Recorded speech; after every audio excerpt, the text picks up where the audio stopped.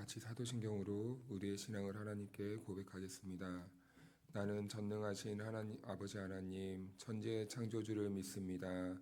나는 그의 유일하신 아들, 우리 주 예수 그리스도를 믿습니다.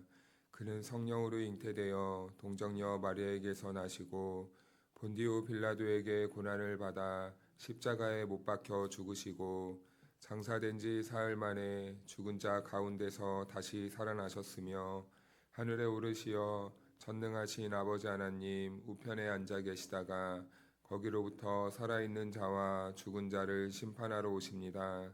나는 성령을 믿으며 거룩한 공교회와 성도의 교제와 죄를 용서받는 것과 몸의 부활과 영생을 믿습니다. 아멘. 찬송가 484장 내 맘의 주여 소망되소서 찬양하겠습니다.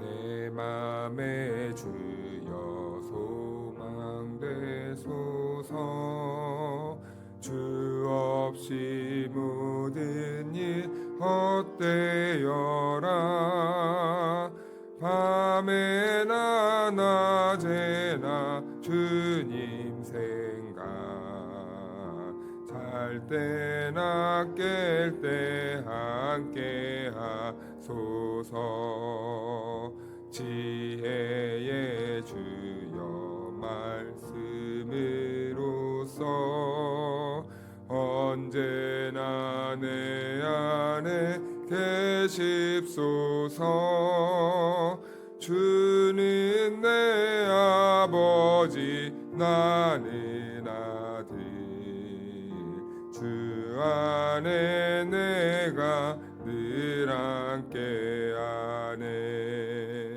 세상의 영광 나 안 보여도 언제나 주님은 나의 기억 주님만 내 맘에 계시오니 영원한 주님 잠기하셔라 영원한 주님 내 승리의 준 오늘의 기쁨을 주옵소서 어떠한 고난이 닥쳐와도 만유의 주여 소망되소서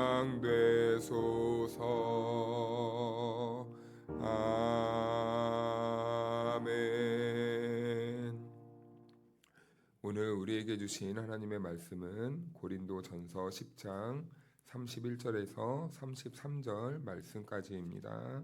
그런즉 너희가 먹든지 마시든지 무엇을 하든지 다 하나님의 영광을 위하여 하라.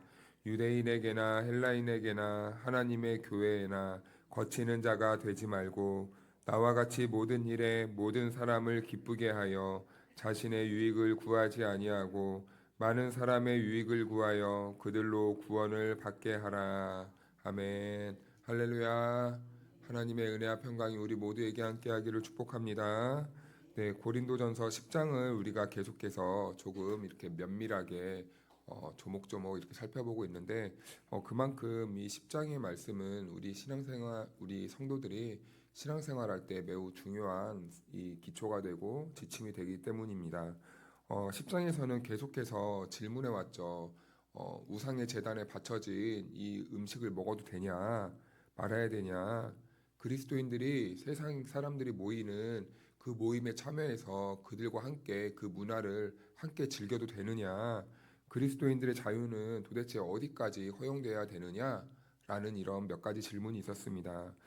그런데 이 모든 혼란스러운 질문에서 바울은 모든 것이 가하나라고 이렇게 말해요. 모든 것을 다 해도 된다. 그러나 그 우리가 하는 행동이 공동체와 성도에게 유익이 되는가 아니면은 덕이 되는가 타인의 양심을 살릴 수 있는가 이 기준으로 같이 선택해야 된다라고 이렇게 말씀을 드렸습니다. 그런데요, 오늘 본문은 이 모든 여러 가지 질문과 그리고 바울이 해왔던 말에 이 종지부, 이 결론을 찍어주는 이 말씀인데요. 그 말씀이 바로 31절 말씀입니다. 그런즉 너희가 먹든지 마시든지 무엇을 하든지 다 하나님의 영광을 위하여 하라. 아멘. 우리가 모든 일을 할 때 우리의 삶의 원칙, 모든 선택의 기준이 다 하나님의 영광을 위하여서 해야 된다라는 이 말씀을 합니다. 한마디로 이제 질문을 또 바꾸는 거죠. 가능한가, 가능하지 않은가, 이것이 유익한가, 유익하지 않은가, 성도들의 이런 것을 따지기보다 성도들의 행동과 교회의 판단이 궁극적으로는 하나님의 영광을 드러내고 있는가, 여기에 대해서 질문을 해봐야 된다는 거죠. 그래서 고린도전서 10장의 내용을 가만히 보면 이것은 우리가 무엇을 먹어야 되는지, 그리고 무엇을 해야 되는지, 말아야 되는지, 어떻게 해야 되는지 그것에 목적이 있는 것이 아니라 우리가 성도로서 이 세상을 살아가면서 갖춰야만 하는 그런 신앙의 본질적인 태도와 그 중심이 담겨져 있는 말씀이라 여겨집니다. 그래서 고린도 교회 성도들은 항상 이렇게 생각했다는 거죠. 우상은 아무것도 아닌데 뭘 그렇게 유난을 떠냐? 그냥 먹어라. 라고 이렇게 말을 하는 겁니다. 바울은 고린도 교회 성도들의 자유를 완전히 그런데 부정하지 않죠. 그래서 어저께 보았지만 23절에서는 이렇게 말했습니다. 모든 것이 가하나 모든 것이 유익한 것은 아니요 모든 것이 가하나 모든 것이 덕을 세우는 것은 아니니. 바울은 우리들의 자유를 인정합니다. 그러나 그 자유가 공동체 안에 들어왔을 때는 달라져야 된다는 거죠. 혼자 있을 때는 상관없을 수도 있지만 공동체 안에 들어왔을 때는 나의 어떠한 생각과 판단과 기준이 그것이 유익한지 덕이 되는지 기준을 제시하고 있는 겁니다. 그리고 오늘 본문의 이 말씀에 이르면 그 모든 이 논쟁의 이 결론, 이 정리하는 말씀을 해주는데 그것이 방금 읽은 31절 말씀이에요. 모든 것을 하나님의 영광을 위해서 해야 된다. 하나님의 영광을 위해서.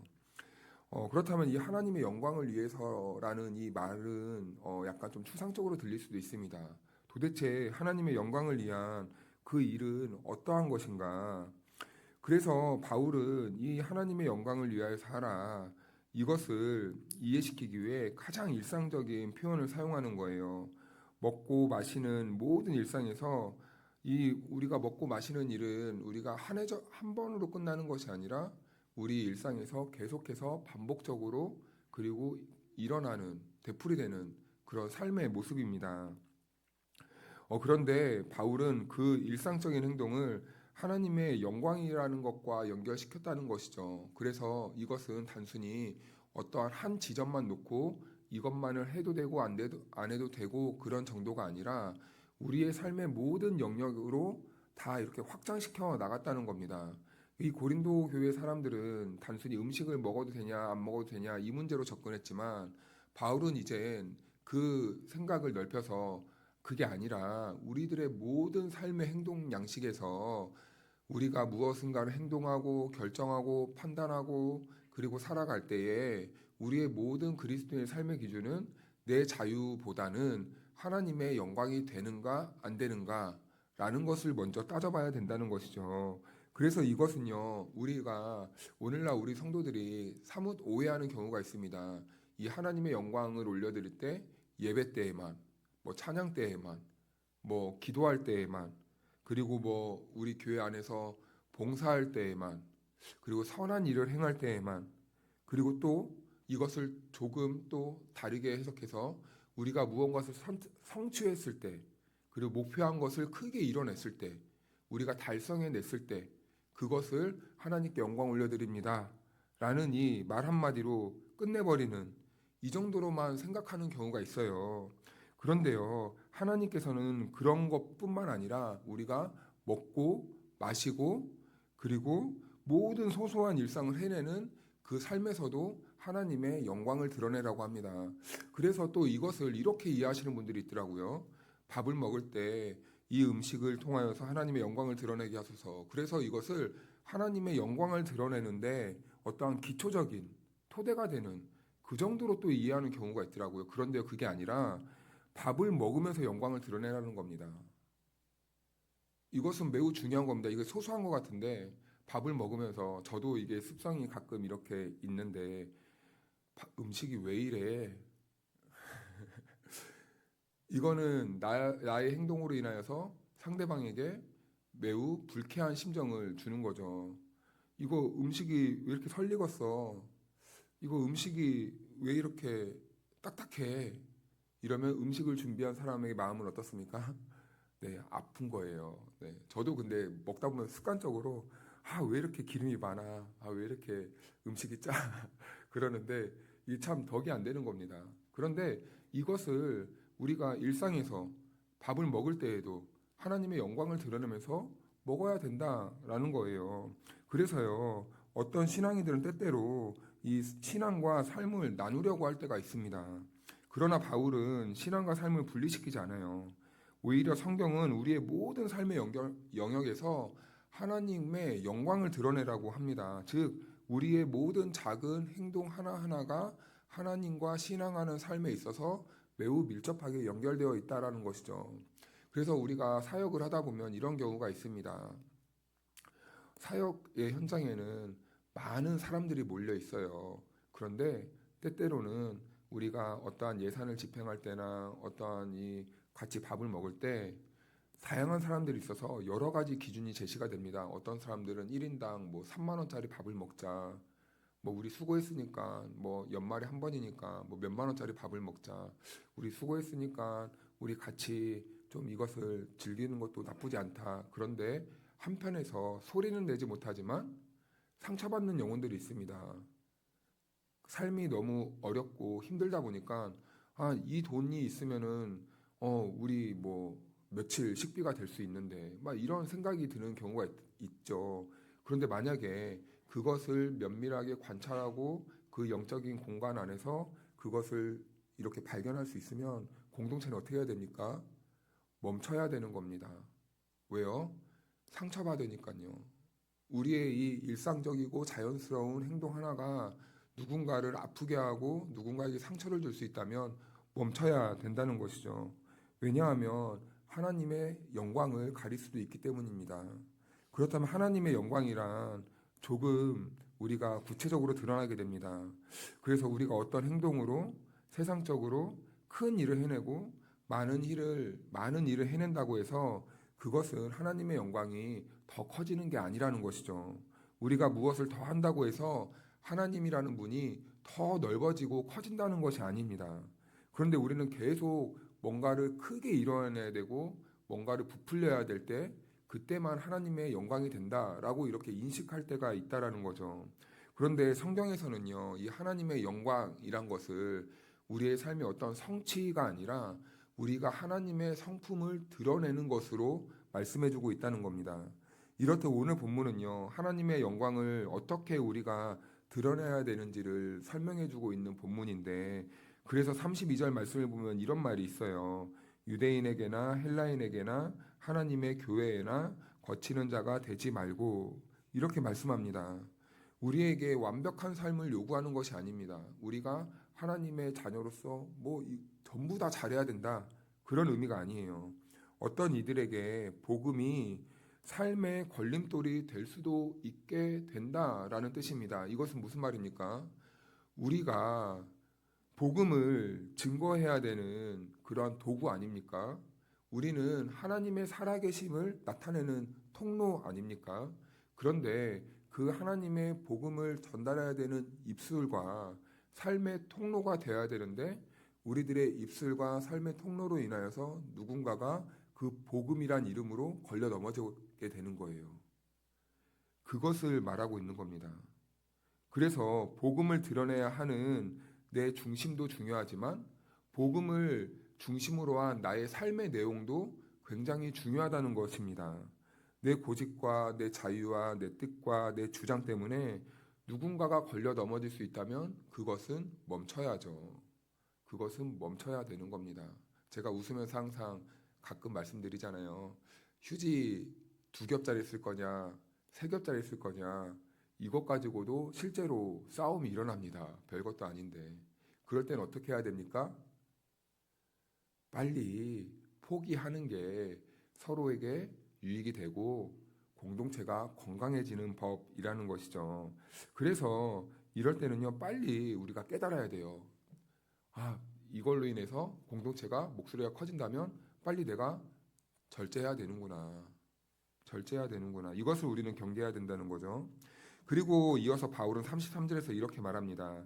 나와 같이 모든 일에 모든 사람을 기쁘게 하여 나의 유익을 구하지 아니하고 많은 사람의 유익을 구하여 그들로 구원받게 하라. 아멘. 여기에서 보다 더 하나님의 영광이 무엇인지 구체화되고 있어요. 하나님의 영광을 드러내는 관점은요, 많은 사람의 유익을 구하는 방향 속에서 무언가가 하나 드러나게 되는데 그것을 바울은요, 구원과 연결시키는 겁니다. 그들로 구원을 받게 하려 함이라. 그들이 구원을 얻기 위해서 우리가 하나님의 영광을 생각해야 된다라는 것이겠죠. 그래서 바울의 삶의 모든 기초와 방향은 지금 어디에 있습니까? 생명 구원에 있다는 겁니다. 한 영혼에 있다는 거예요. 즉 하나님의 영광은요, 결국엔 어디로 연결되는 것이냐면 한 영혼을 살리느냐 살리지 못하느냐, 우리는 계속 무엇을 해야 되냐 말해야 되느냐 이건데요, 우리가 한 영혼을 살릴 수 있는가, 이것을 기초로 해야 된다는 것이죠. 우리 가정 안에 어린아이가 태어나면 그때부터는 온 가족과 친지들이 누구의 소리에 집중하게 됩니까? 아이의 소리에 집중하게 돼요. 이것처럼 공동체 안에 어떠한 연약한 자들이 있으면 교회는요, 할 수 있지만 연약한 자들을 위해 그 소리에 집중해야 된다는 것입니다.